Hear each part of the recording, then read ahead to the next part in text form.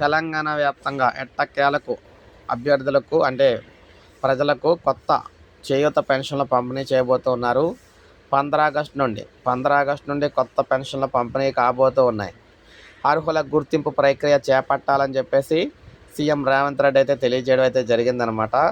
So రాష్ట్ర వ్యాప్తంగా ఎప్పుడెప్పుడా కొత్త ఆసరా పెన్షన్లు, కొత్త చేయూత పెన్షన్లు ఎప్పుడు ఇస్తారు ఏంటని ఎదురు చూస్తున్న ప్రజలకు సీఎం రేవంత్ రెడ్డి గారు అయితే శుభవార్త చెప్పడం అయితే జరిగింది. దీనికి సంబంధించి వారు అర్హులకు సంబంధించి వివరాలు అయితే సేకరించాలని చెప్పేసి చెప్పడం అయితే జరిగిందనమాట.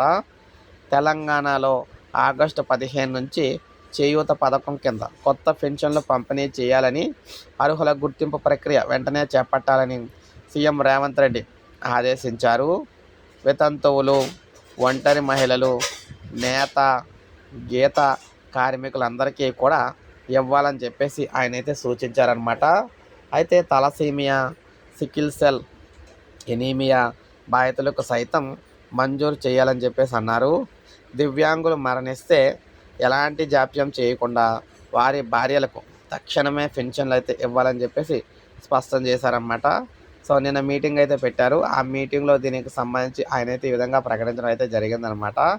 మీటింగ్లో మొత్తం క్లియర్గా చేయూత పెన్షన్లకు సంబంధించి ఈ విధంగా తెలియజేస్తారు.